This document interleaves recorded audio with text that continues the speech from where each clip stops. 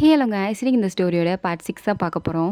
போன படத்தோட கம்ப்ளீட் பண்ணியிருந்தேன்னா, இவங்கெல்லாம் 3 டேஸ் கேம்ப் போகிற மாதிரி பிளான் இருக்குது. பட் திவ்யாவுக்கு அங்கே ஆகாஷ் வருவானே அப்படின்ற ஒரு பயம். ஸோ அதனால நம்ம ரிஜிஸ்டர் பண்ணவா வேணாமான்னு யோசிச்சுட்டு இருந்திருப்பா. ஆனால் அர்ஜுனா இங்கே என்ன பண்ணிட்டு இருக்கப்ப ரிஜிஸ்டர் பண்ண அப்படின்னு சொல்லியிருந்திருப்பான். திவ்யாவா எனக்கு தெரியும் நீ மூடு அப்படின்னு சொல்லியிருந்திருப்பா. அதோட இந்த பாட்டை கம்ப்ளீட் பண்ணியிருந்தேன். So let's continue the part 6. சரிம்மா நான் மூடிக்கிறேன் நீ போ அப்படின்றான். பட் திவ்யாவுக்கு இல்லை வேண்டாம் அப்படின்னு தோணுது. பட் அர்ஜுன் என்ன பண்ணியிருந்திருப்பானா, ஆல்ரெடி திவ்யா நம்ம ரிஜிஸ்டர் பண்ணியிருந்திருப்பான். ஸோ அவள் கண்டிப்பாக வந்து தான் ஆகணும். லிஸ்ட்டில் அவளோட பேரும் இருக்குது. பட் திவ்யா அவளுக்கு அதெல்லாம் தெரியாது.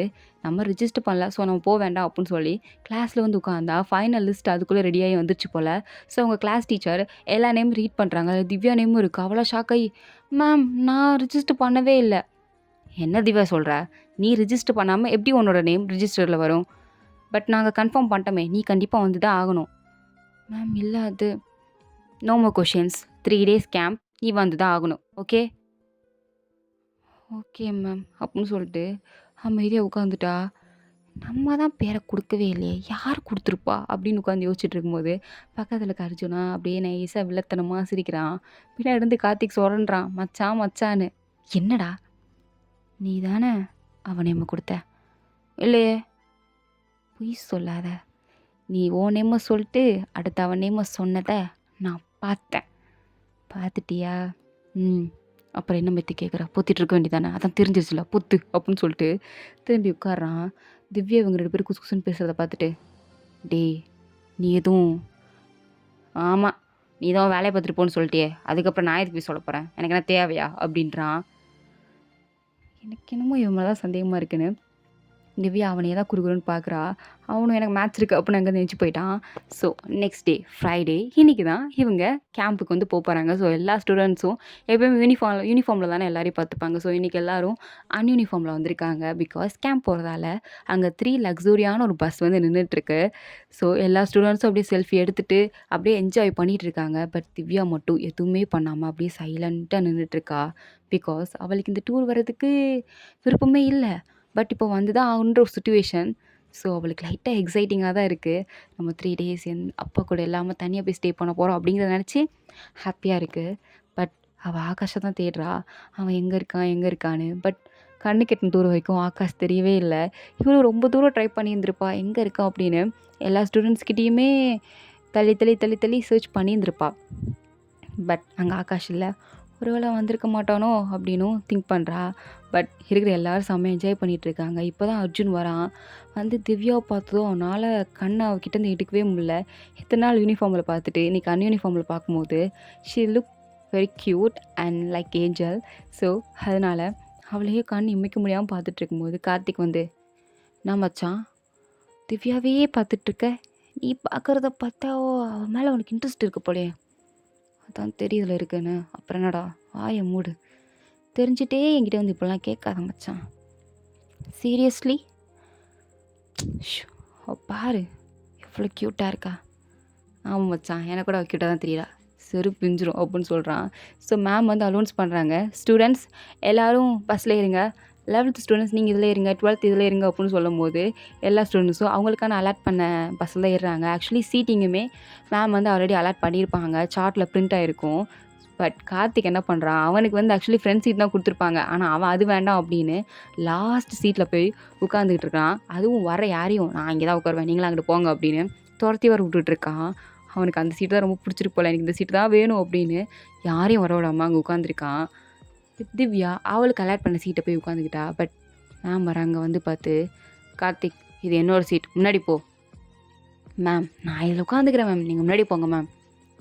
பிச்சு பிடும் பிச்சு, போ, உனக்கு எந்த சீட் அலாட் பண்ணி நான் கொடுத்தனும் அதில் போய் நீ உட்காரு, நான் தான் இதில் உட்காருவேன் போ அப்படின்னு பற்றி விட்டாங்க. பஸ்ஸில் இருக்க எல்லோரும் சிரிக்கிறாங்க. ஈவன் திவ்யா கூட சிரிச்சிட்டு இருக்கா, ஐயோ ஏமாந்து போயிட்டானே அப்படின்னு.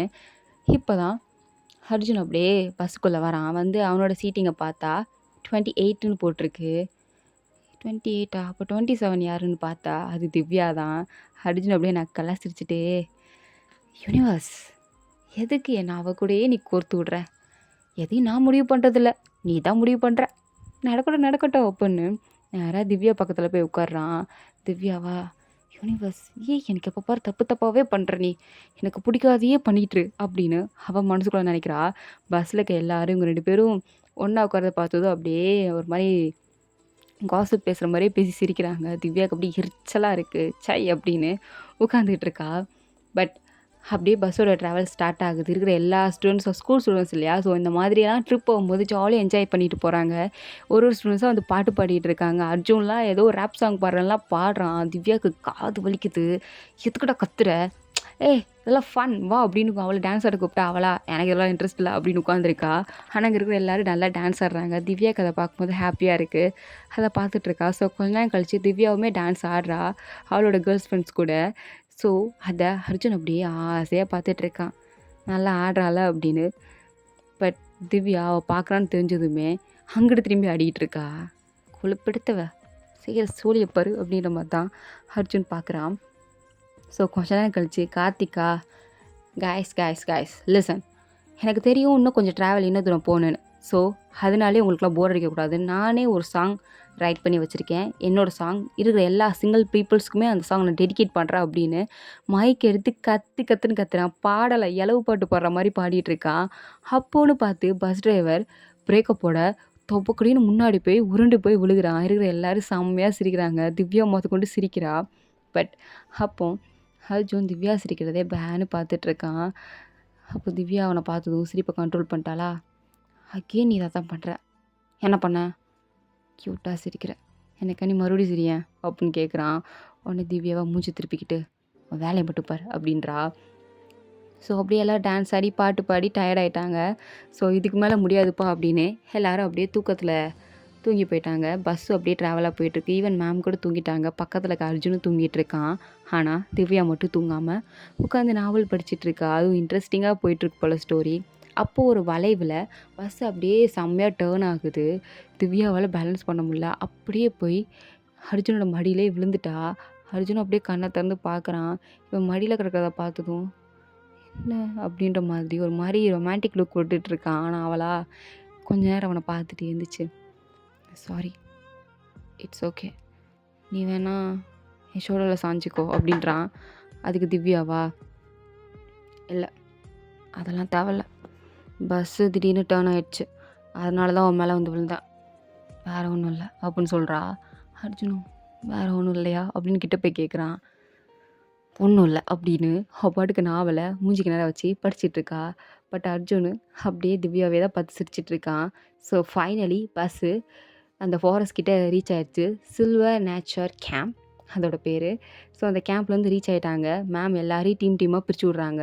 கேர்ள்ஸ் அண்ட் பாய்ஸ், நீங்கள் 2 பேரும் செப்ரேட்டாக தான் இந்த கேம்பில் வந்து இருக்க போகிறீங்க, அதுவும் 3 டேஸுக்கு. ஸோ நம்ம இங்கே தான் இருக்க போகிறோம் அப்படின்னு சொல்கிறாங்க. எல்லா ஸ்டூடெண்ட்ஸும் அப்படியே எக்ஸைட் ஆகி பார்க்குறாங்க. பார்த்தா நிறைய மரம் கொடி செடி எல்லாம் இருக்குது. மவுண்டைன் பிளேஸ் மாதிரியும் இருக்குது. அண்ட் பக்கத்துலேயே ஒரு லேக்கும் போயிட்டுருக்கு. அதெல்லாம் பார்த்து திவ்யா ரொம்ப எக்ஸைட் ஆகுறா. அதுவும் காற்று வேற ரொம்ப ஃப்ரெஷ்ஷாக இருக்கா. ஸோ அவளுக்கு இது ரொம்ப பிடிச்சிருக்கு. அர்ஜுனுக்குமே சேம் ரொம்ப பிடிச்சிருக்கு. ஸோ நீங்கள்லாம் இந்த மாதிரி தான் கேம்ப் போகணும் அப்படின்னு சொல்கிறாங்க. ஸோ ஃபர்ஸ்ட் டே வந்துட்டாங்க இல்லையா, ஸோ இப்போவுமே உங்களுக்கு ஆக்டிவிட்டிலாம் கொடுக்குறாங்க. அதுவும் பிடி சார் தான், லிசன் கைஸ், உங்கள் எல்லோரையும் நான் டீமாக பிரிச்சிருக்கேன், மொத்தம் 10 டீம் இருக்கீங்க ஓகேவா அப்படின்னு சொல்கிறாங்க. ஆக்சுவலி டீம் நம்பர் 7 தான் நம்ம அர்ஜுன், திவ்யா அண்ட் கார்த்திக், நிலா, இவங்க 4 பேருமே இருக்காங்க. ஸோ இவங்க 4 பேருமே ஒரு டீம். அர்ஜுனா என்ன செய்ய, எப்போ பாரு எனக்கு திவ்யா தான் வந்து மாட்றா அப்படின்றான். கார்த்திக்கும் இது செம ஃபன்னாக இருக்க போகுது நம்ம டீம் அப்படின்னு சொல்கிறான். பட் திவ்யாவுக்கு ஐயோ கடவுளே, நான் ஏன் சுற்றி இவங்ககிட்டே வந்து மாட்டுறேன் அப்படின்ட்டு இருக்கா. ஸோ இப்போ ட்ரெஷர் அண்ட் கேம் தான் விளாட போகிறாங்க. சார் சொல்கிறாரு, இந்த காட்டுக்குள்ளே நிறைய திங்ஸை நாங்கள் வந்து ஒழிச்சு வச்சுருந்துருக்கோம்.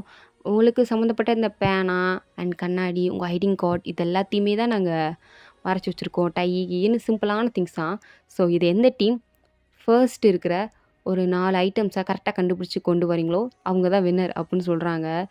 இருக்கிற எல்லாரும் அப்படியே பிரிஞ்சு போய் தேட ஆரம்பிச்சிட்டாங்க. திவ்யாவும் காட்டுக்குள்ளே அப்படியே நடந்து போயிட்டுருக்கா. திவ்யாவும் அர்ஜுனும் ஒரு பக்கம் நடந்து போகிறாங்க. கார்த்திக்கும் நல்லா ஒரு பக்கம் எங்களுக்கு தான் கிடைக்குதான்னு பார்த்துட்டு வரோம் அப்படின்னு ஒரு பக்கம் போகிறாங்க. ஸோ 2 பேருமே 2 இதில் டேரக்ஷன் பிரிஞ்சு போய் தேடிட்டு இருக்கும்போது கார்த்திக் அங்கே ஒரு பாம்பை பார்த்துட்டோம் போல். உடனே நிலா கிட்ட ஓடி வந்து என்னெல்லாம் வாங்கி வந்து ஓடிடலாம் அப்படின்ட்டு இருக்கான். எதுக்கு, நான் இப்போ தான் ஒரு பாம்பை பார்த்தேன், அது கொடூரமாக இருந்துச்சு, எனக்கு பயமாக இருக்குது, எனக்கு ஸ்னேக்ஸ்னால் பயம், வா அப்படின்ட்டு இருக்கான். உடனே நிலாவா என்ன பையன் நீ? ஒரு பாம்ப பார்த்து பயந்துட்டு இருக்க. அது பாட்டுக்கு ஓரமா போகுது. நம்ம பாட்டுக்கு ஒரு ஓரமா போய் தேடிட்டு வருவோம். ஏய் லூசாடி நீ? கடிச்சிச்சுன்னா உயிர் வாழ முடியாதுடி. அதுக்கு அதுக்குன்னு தோத்துட்டு போ சொல்றியா? அதெல்லாம் முடியாது. வா அப்படின்னு கார்த்திக் அப்படி சொல்லிட்டு இருக்க. எங்க நிலாவா? அவ பொருள தேடுற மாரி இல்ல. அந்த காட்டையே அப்படியே ரசிச்சு பார்த்துட்டு இருக்க. Arjuna, hello madam. இங்க ஒண்ணும் நம்ம பிக்னிக் வரல. ரெஸ்டாரண்ட்டுக்கு வந்திருக்கோம். கேம் நம்ம ஜெயிக்கணும். அதெல்லாம் ஜெயிக்கலாம். இந்த அழக ரசிக்க விடு அப்படின்ட்டு இருக்கா. அடியே உனக்கு கொஞ்சம் மூளை இருக்கா இல்லையா? என்ன? என்னன்னவா?